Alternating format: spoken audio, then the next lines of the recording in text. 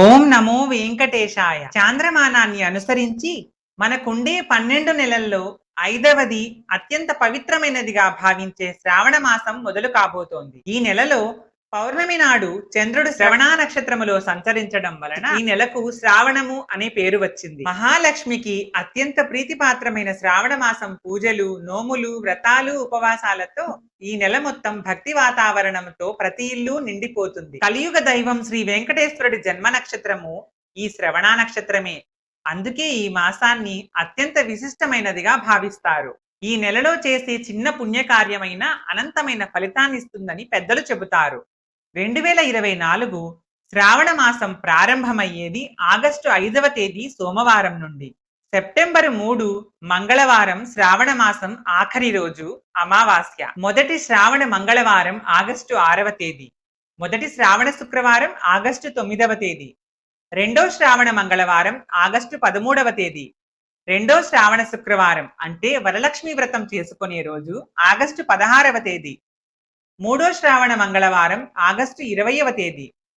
మూడో శ్రావణ శుక్రవారం ఆగస్టు 23వ తేదీ. నాలుగో శ్రావణ మంగళవారం ఆగస్టు 27వ తేదీ. ఆఖరి శ్రావణ శుక్రవారం ఆగస్టు 30వ తేదీ.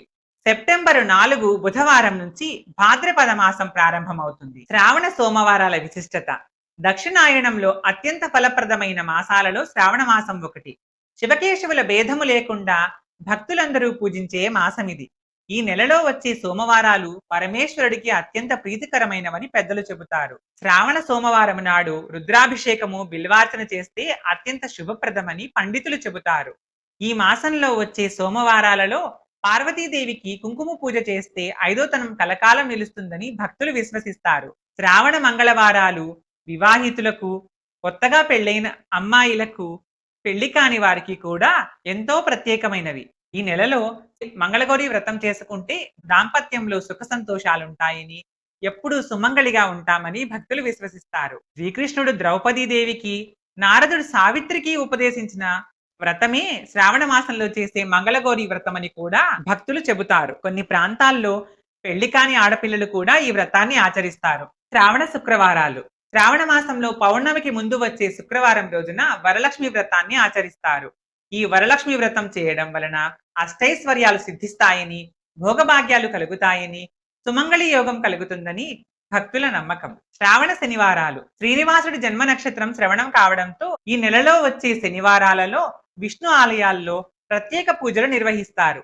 వెంకటేశ్వర స్వామిని ఇంటి ఇలవేల్పుగా పూజించేవారు ఈ శ్రావణ మాసం శనివారాలలో ఉపవాసం ఉండి స్వామిని ఆరాధించి దేవాలయ దర్శనం చేస్తారు. దీనికి తోడు శ్రావణ మాసంలోని శుక్లపక్షంలో గల 15 రోజులు ఎంతో విశేషమైన రోజులని, ఒక్కో రోజు ఒక్కో దేవుడిని పూజ చేయాలని శాస్త్రవచనం. పాడ్యమి రోజు బ్రహ్మదేవుడిని, విదియ రోజు శ్రీయపతిని, తదియ రోజు పార్వతీదేవిని, చవితి రోజు వినాయకుడిని, పంచమి రోజు శశిని, షష్ఠి రోజు నాగదేవతలని, సప్తమి రోజు సూర్యుడిని, అష్టమి నాడు దుర్గాదేవిని, నవమి రోజు మాతృదేవతలను, దశమి రోజు ధర్మరాజును, ఏకాదశి రోజు మహర్షులను, ద్వాదశి రోజు శ్రీ మహావిష్ణువును, త్రయోదశి రోజు అనంగుడిని, చతుర్దశి రోజు పరమశివుడిని, పూర్ణిమ రోజు పితృదేవతలను పూజించడం సంప్రదాయంగా వస్తోందని పెద్దలు చెబుతారు. శ్రావణ మాసంలో ప్రతిరోజు పండుగ వాతావరణమే కనిపిస్తుంది. తెలుగు రాష్ట్రాలలో చాలా ప్రాంతాలలో శ్రావణ మాసం శుక్ల చవితి రోజు నాగుల చవితిని జరుపుకుంటారు. ఉపవాసం ఉండి పుట్టవద్దకు వెళ్లి పాలు పోసి నాగదేవతలను పూజిస్తారు. శుక్ల ఏకాదశిని పుత్ర ఏకాదశిగా భావిస్తారు. పుత్ర సంతానం కావాలనుకునే వారు ఏకాదశి వ్రతాన్ని ఆచరిస్తారు. శ్రావణ పూర్ణిమను రాఖీ పూర్ణిమ అని కూడా పిలుస్తారు. సోదరుడి సుఖ సంతోషాలు కోరుతూ అక్కా చెల్లెళ్ళు సోదరుడికి చేతికి రాఖీ కడతారు. నుదుట బొట్టు పెట్టి అనంతరం మిఠాయిలను తినిపిస్తారు. సోదరుడు సోదరి ఆశీర్వాదం తీసుకుని కానుకలు ఇవ్వడం ఆనవాయితీగా వస్తోంది. అంతేకాకుండా శ్రావణ పూర్ణిమ రోజున పాత యజ్ఞోపవీతాన్ని విసర్జించి కొత్తది ధరించడం ఆచారం.